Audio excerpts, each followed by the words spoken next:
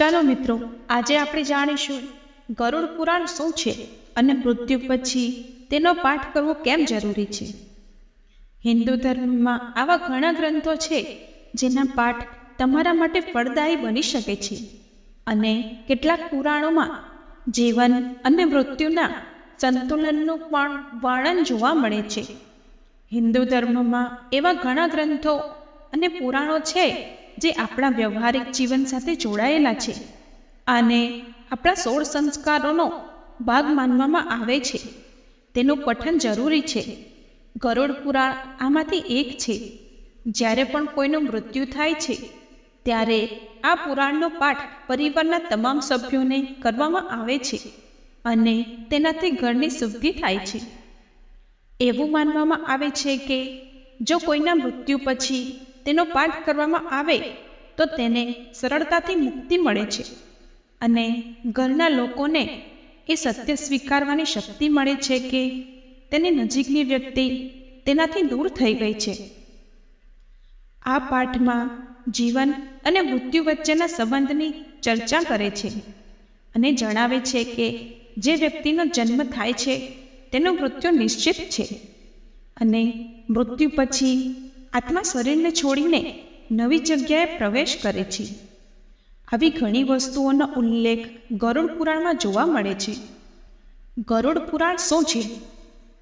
ગરુડ પુરાણ એ હિન્દુ ધર્મના 18 મહાપુરાણોમાંનું એક છે, જે પ્રાચીન ભારતીય ગ્રંથોની એક શૈલી છે જે તમને બ્રહ્માંડશાસ્ત્ર, પૌરાણિક કથાઓ, નીતિશાસ્ત્ર, ધાર્મિક વિધિઓ અને ઘણા બધા વિષયો અંગે વિસ્તારથી જાણવામાં મદદ કરે છે.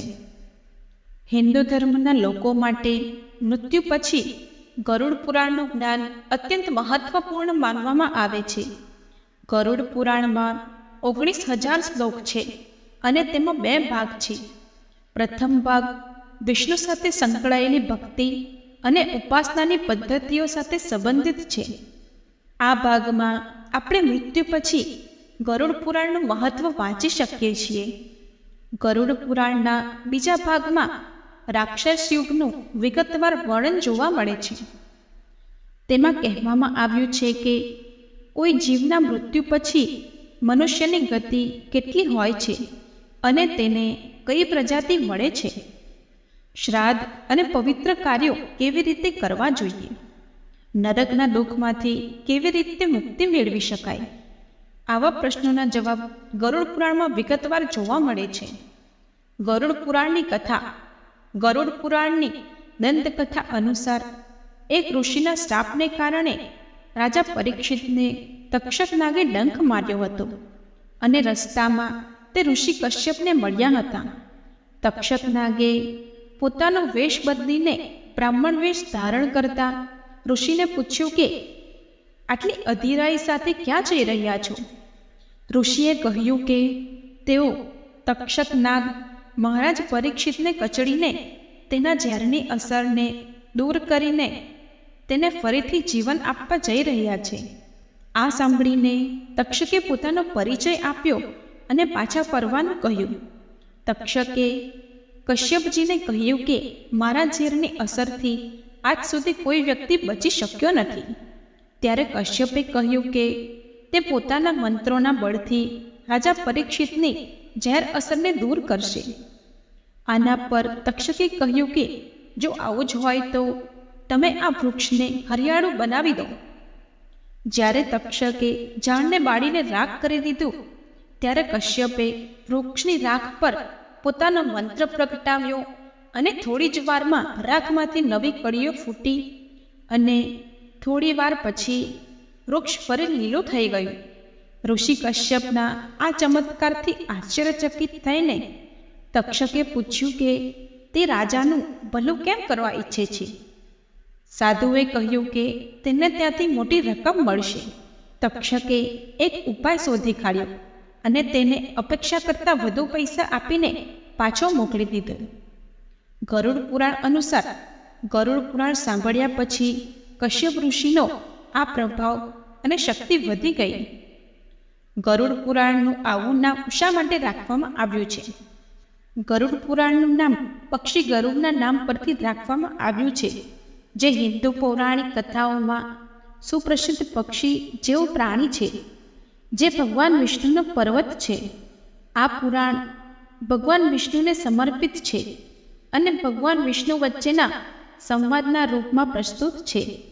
આ પાઠ 2 ભાગમાં વહેંચાયેલો છે: પૂર્વખંડ અને ઉત્તરખંડ.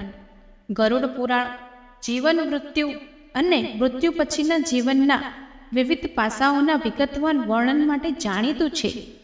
તેમાં બ્રહ્માંડ વિજ્ઞાન, બ્રહ્માંડ નિર્માણ, આત્માની પ્રકૃતિ, ધર્મની અવધારણા, અનુષ્ઠાન અને સમારોહ તેમજ મૃત્યુ પછી આત્માની યાત્રા વિશે જણાવવામાં આવ્યું છે. મૃત્યુ પછી ગરુડ પુરાણનો પાઠ શા માટે જરૂરી છે? ગરુડ પુરાણને હિન્દુ પરંપરાઓમાં અંતિમ સંસ્કાર અને સમારંભો દરમિયાન પઠન કરવામાં આવે છે, કારણ કે તે મૃત્યુ પછીના આત્માની યાત્રામાં માર્ગદર્શન અને સમજ આપે છે. એ નોંધવું અગત્યનું છે કે આ પુરાણ વિશેના અર્થઘટન અને માન્યતાઓ હિન્દુ વિચારની વિવિધ શાળાઓ અને વિવિધ સમુદાયોમાં અલગ અલગ હોઈ શકે છે. એવું માનવામાં આવે છે કે મૃત્યુ પછી આત્માની યાત્રાનું વર્ણન પુરાણોમાં આપવામાં આવ્યું છે.